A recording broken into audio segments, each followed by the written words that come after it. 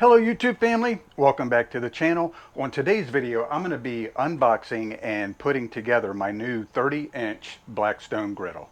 I'm Jerry and I'm living the Newcomb life.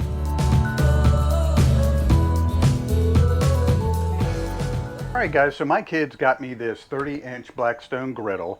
They've really grown in popularity over the past few years. I need to put this one together and I thought I would bring you guys along. Alright, well, first things first, let's get this unboxed and see what we're working with.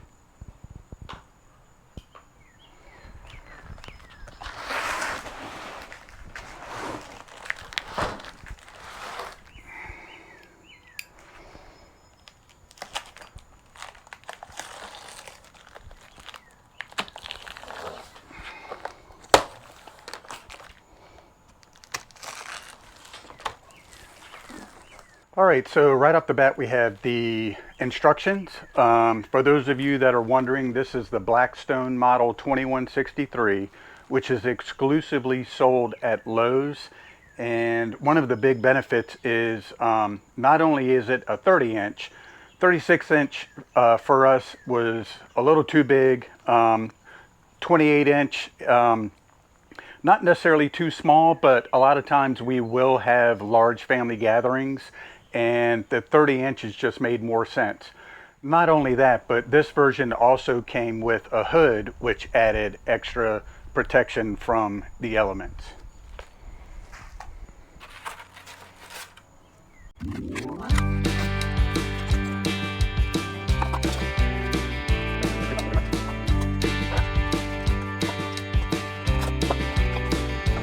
Alright, that's everything out of the box. Let's get it organized and see what we have. Alright guys, so I've done my best to lay everything out here to show you what I pulled out of the box. And basically what we have here, we have the hood, we have the grill assembly itself, looks like the two outer shelves, the shelf below the grill body itself, and then we have the actual Blackstone griddle, and then the wheel casters, the actual parts to put everything together, and looks like the legs. Here are the actual instructions themselves, and you can see here's the exploded view of everything, and then here are the individual parts themselves. And as you can see over here, it only calls for a Phillips head screwdriver to put everything together. Alright, so I'm not trying to be too critical of this, but unfortunately the directions aren't very clear in the respect that step one, it has you putting the legs together, but it says the left rear leg, and it doesn't designate which leg that it is according to how the legs are marked. A, C, B, and D. So basically what I've done here is I had to decipher that, because in the directions it shows the screw marks up here as being straight and the ones on this side as being somewhat diagonal. So I had to decipher it on my own, because on these you can see that the inserts are straight and on this side they are diagonal. So I'm going to put these together with what I have all set up, and it says we have to use M6 by 12 screws.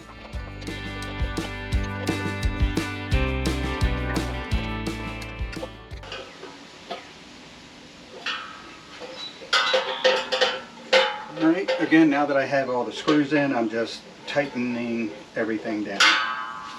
And that is the second set of legs.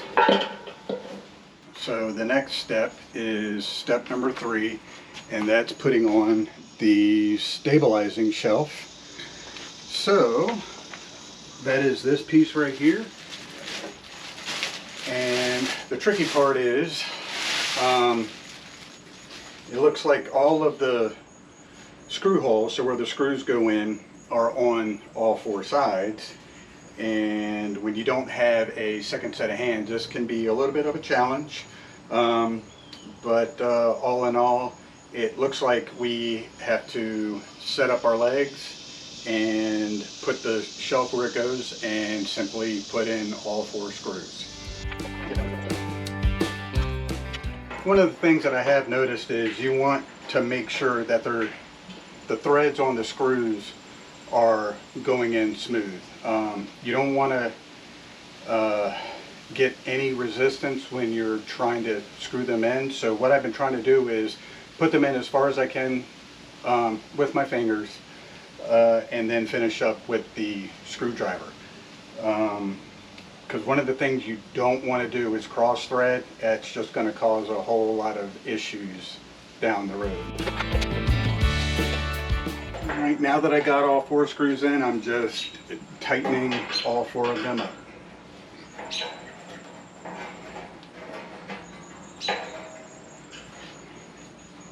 Alright, the next step is step 4, and that's assembling the casters on here. So basically what it says is I need to turn this over and put the casters on.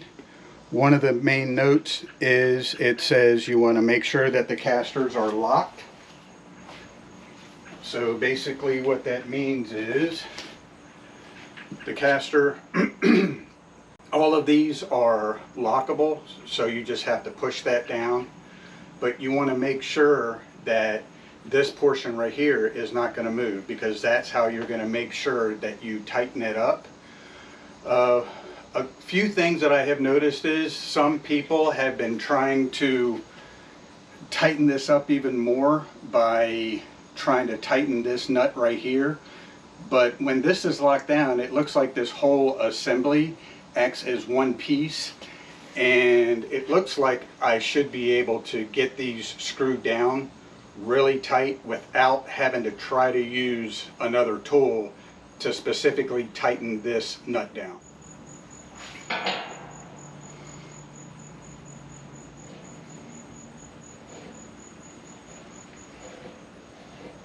And I'm just being careful to make sure I'm not going to cross thread.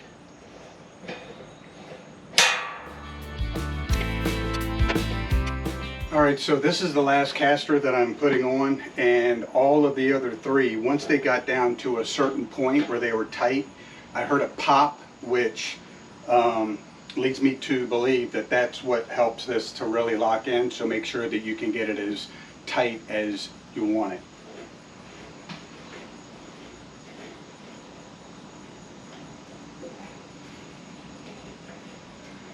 And then you just loosen up the wheels, take the brakes off, and they should be able to spin freely.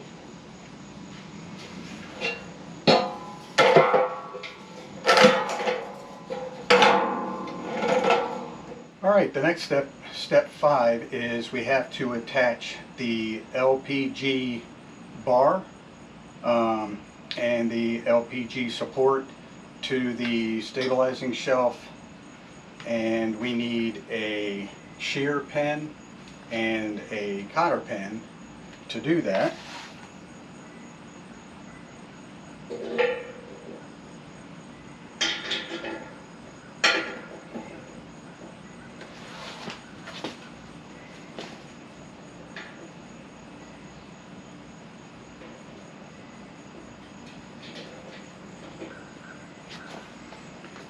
And we need one M6 by 12 screw to put on the stabilizing shelf.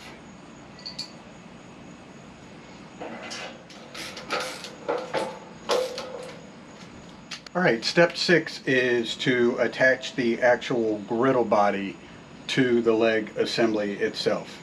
And it says, set the griddle body upside down with the help of another person. Set the leg assembly on the griddle body. Use 10 M6 by 12 screws to attach the griddle body to the legs.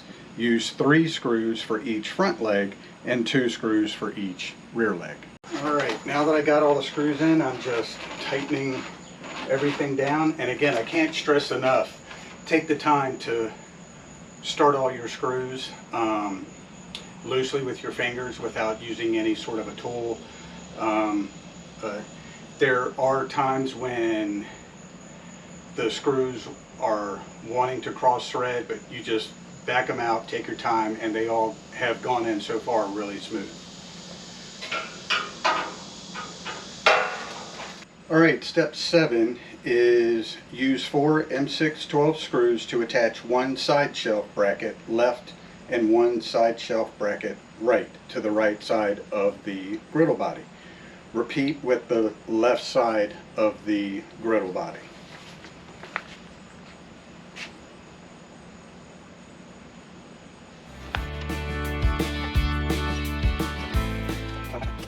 Alright, so with these brackets you want to make sure that the L, what looks like an L, is facing down, and they're marked. You got a right and a left.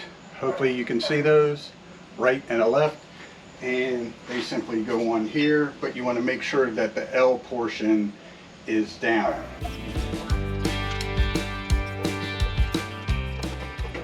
And tightening up all 4 now that they're all in.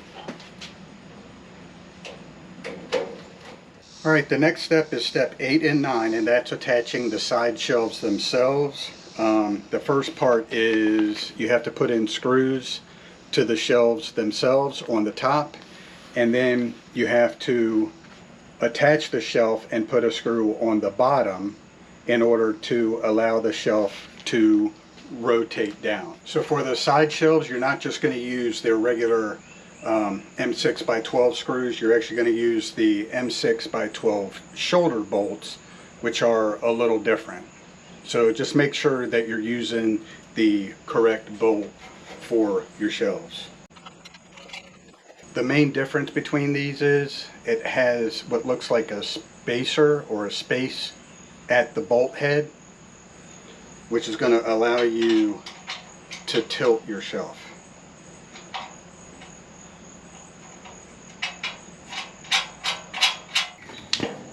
What it looks like this is going to allow you to do is to put your shelf on, and it's going to hold right here with these, but then you're going to put 2 more shoulder bolts on the bottom here, which is going to help stabilize.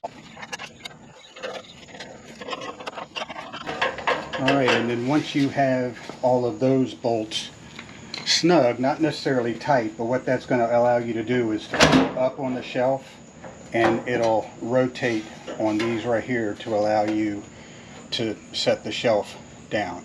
Alright, and now we just have to do the same thing with the other shelf.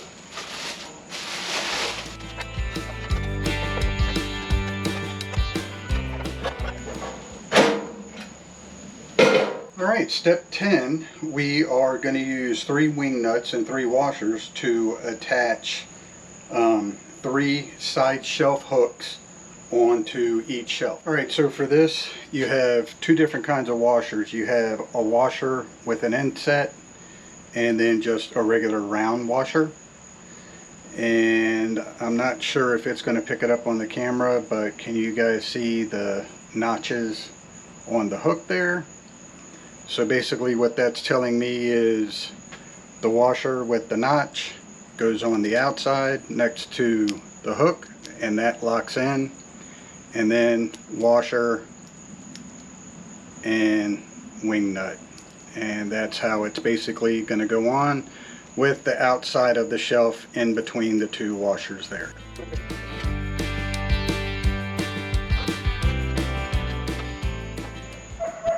Alright, the next step is step 11, hang the grease cup in the slot on the back of the griddle body. I don't know if you guys can see, but there's a slot right here, and then there's a slot on the grease catch, and it simply just slides right in there. Step number 12, install the 2 control knobs by pushing them into place in the off position. So these are the knobs right here. It looks like this is the off position, as being straight up and down. You can also see it slotted And I don't know if you guys can tell, but this is also slotted right here to help direct you which way that this needs to go. And they should just slide right on.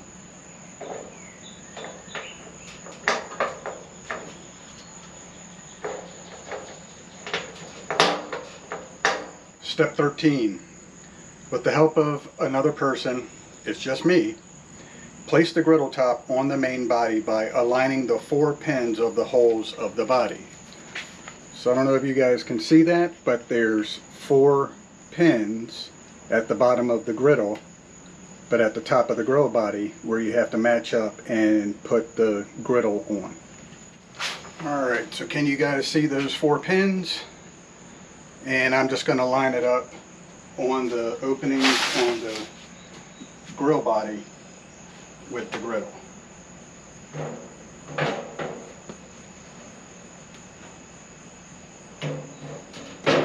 And you want to make sure that the front pins are fully seated in the holes, then push the griddle top back in place. Next we're going to install the hood, and you just want to make sure that these pins go into the slots on the griddle itself. It went in really easy, and it looks like this is really going to help keep debris and everything out of my Blackstone. And then the next part here, we're going to install the handle, and like with everything that we've done so far, you just want to make sure that the screws go in smooth and are tight. All right guys, so the final step is to make sure that you put your AA battery in so you can get your igniter going. Really easy. You just make sure that the positive is facing out, and then you just want to make sure that it's sparking correctly. I don't know if you guys can hear that, but everything's working great. So the next process is seasoning the actual griddle itself, and I am opting to use the Blackstone brand griddle seasoning. I'm going by the directions, specifically the instruction book that came with my griddle. And so the very first thing that we need to do is clean off the griddle with soap and water. This will be the one and only time that you ever want to put water on your griddle. But we're basically just going to get soapy water on it, clean it off really quick, and then dry it off immediately with a paper towel. All right, so basically what I did was I just put some Dawn dish soap in with some warm water and got it real soapy. And now I'm just going to clean off the griddle. I'm going to concentrate on the main surface and the inner edges.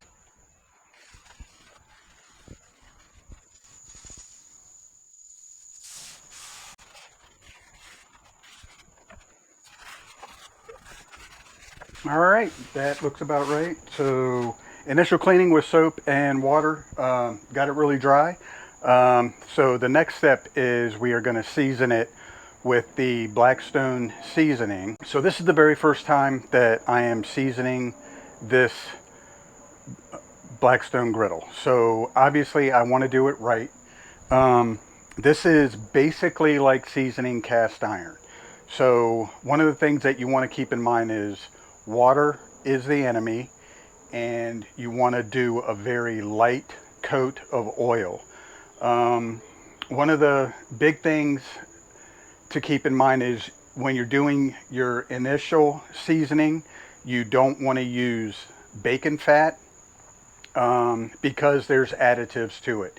If it was like pure rendered lard or something like that, you could use it, but Blackstone does not recommend it. They recommend using some other sort of oil. I would think probably olive oil or avocado oil. This is my first seasoning, so I'm going to use the Blackstone seasoning product. So what that says is we need to get this up to full temperature. The hope is that this griddle top is going to change color because of the heat. So when it changes color, don't be too alarmed. That's normal. That's what you want. And then once it gets up to that high temperature, that's going to take about 10, possibly even 15 minutes for it to get up to full temperature. That's when we want to start seasoning it. Now we're going to take 2 to 3 tablespoons of the Blackstone seasoning. We're going to put it on here and it should start to immediately melt down. Now you want to go thin and smooth. That's the key. You want to go thin and smooth. So you only want to use the maximum amount of oil to do a thin coat on the entire Blackstone griddle. That's inside, on the edges, and the outside. You want to season the entire thing. As everybody knows, cast iron is prone to rust, and the best way to keep this from rusting is to keep it seasoned and to season it properly. So let's get the gas hooked up, get this thing turned on, and let's get this thing rolling.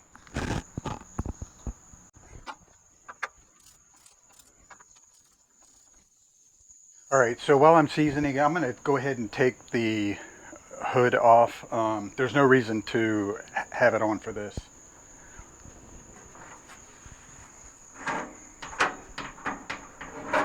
All right, so like I said, this should take anywhere between 10 to 15 minutes for it to get up to full temperature.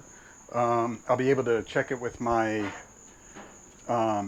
thermometer here, so we can see what the temperature is, and so we know when to start seasoning it. All right, so right now we're up to 230 degrees.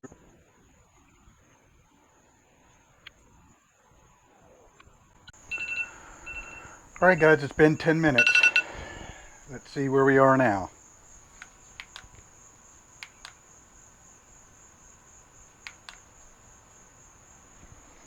We are at 427.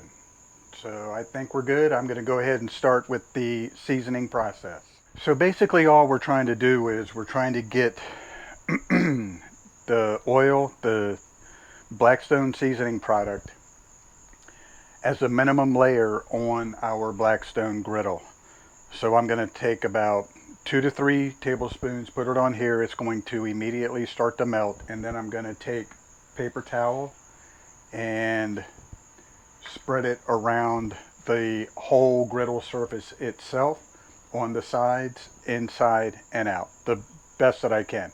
I've never done this before, so let's see how it goes.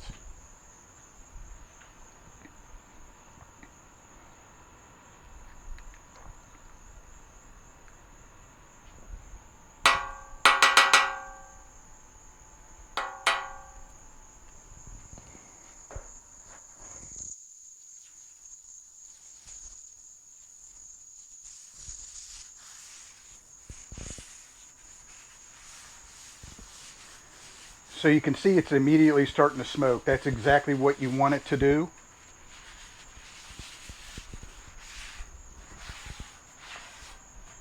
That is the actual seasoning process.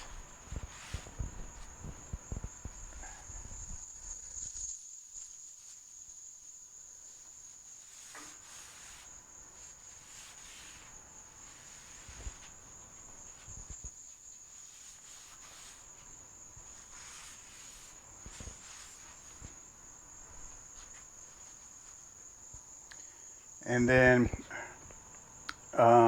so this is the seasoning process number 1. And you can see that it's starting to smoke off. This will take a few minutes, and then we're going to do it at least a total of 5 times. Blackstone recommends anywhere between 3 to 5 times. One of the big things that they stress too is you don't want any of it to pool or sit anywhere during the entire process. A thin layer, they kept stressing thin and smooth. 573. That's a pretty big jump since I put the seasoning stuff on it.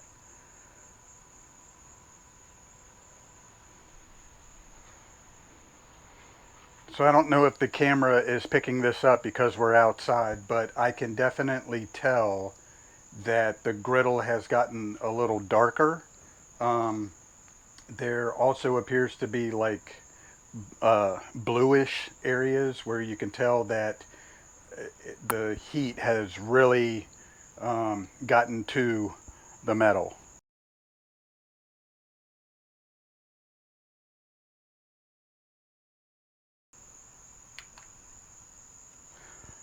All right, there we go. So that seems about the high temperature for my Blackstone. You can see it is now stopped smoking. So the first um, seasoning has been done, and I'm getting ready to start the second. And basically, I'm just going to do this, do exactly what I just did 4 more times, and we should be done.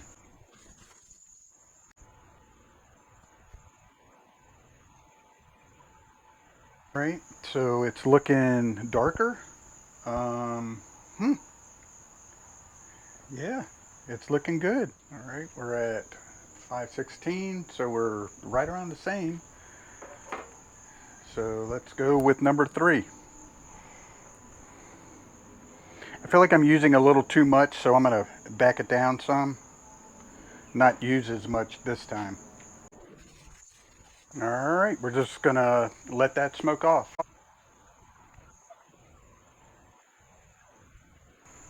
Still smoking just a little bit, but let's see how we're looking here.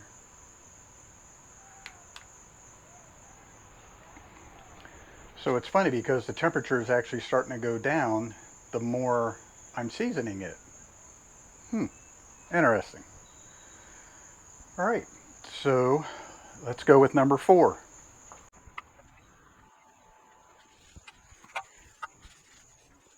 Just as a curiosity, I want to see if the temperature's gone up since I put the oil on it. Yeah, quite a bit, 548. So when you put the seasoning and conditioner on it, it definitely heats it up quite a bit more. Wow, 561.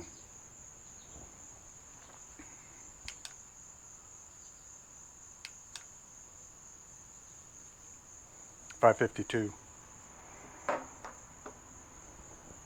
All right, we're going to let number 4 smoke off and get ready for the final coat.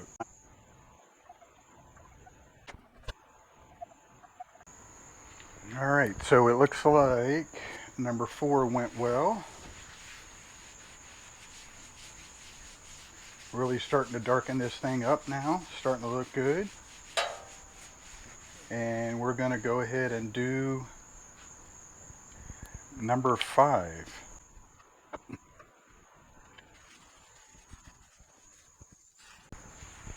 So since this is the final coat, what I'm trying to do is I'm trying to keep it to the minimum amount of oil that I need to keep it smooth.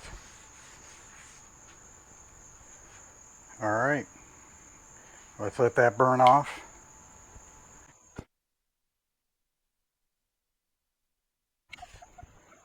All right, so I don't see any more smoking, very little, if at any. Um, but it has definitely changed color for sure. It's a lot darker. Um, I don't know how else to put it, but it has that seasoned look to it, like any cast iron. So I'm gonna turn this off and let it cool. All right, guys, so the grill is finally cooled off. You can see it is down to 85 degrees. And I just wanted to show you guys what the finished product looks like. So I actually brought a light out so we can get a better look at how this turned out. And I don't know if you guys can see if it's really showing up that good or not, but this turned out fantastic. Now, I've never seasoned a Blackstone griddle before, but all of my knowledge is coming from seasoning cast iron. And I tell you what, that looks fantastic. I am really eager to start using this and seeing what awesome meals that we can cook for our family. So I did want to go over some accessories that I either purchased myself or were gifted to me based on recommendations of items that you should have if you own a Blackstone. One of those items is this shelf cover right here, which is molded plastic. And then you can see this is a griddle press. This is a kit that my daughter bought me that has 6 pieces, 4 spatulas and for oil, a tool holder which is magnetic tools, and a tool rack, and of course the grease catch for easy cleanup, and the Blackstone Griddle seasoning. And you guys saw me using my thermometer. And then we have the grill cover here, and then the griddle floor mat, and then we have a 12-inch basting cover and a griddle buddy. Now this is one of the things that I purchased. Some of the things that I read was you really want to protect your griddle, and this came highly recommended. This Griddle Buddy silicone mat is a one-size-fits-all that will fit pretty much any Blackstone griddle that you can purchase. You just have to cut it to fit, and as you can see, when I put it in my griddle, it fit really snug, really nice. I'm satisfied with the quality, and I hope it's really going to help. This video was really fun to make. I did an unboxing, assembly, and seasoning of my 30-inch Blackstone griddle. I'm really hoping that this silicone mat along with the hood are really going to prolong the life of my griddle. Like you guys, I've heard stories of Blackstones rusting out or just going bad, and I'm hoping this is really going to help. But I hope you guys liked this video. If you did, give it a thumbs up. Don't forget to hit that subscribe button. It's free, and it really helps our channel grow. And hit that notification bell so you're up to date on all of our upcoming videos. But thank you guys so much for watching, and we will see you on the next one.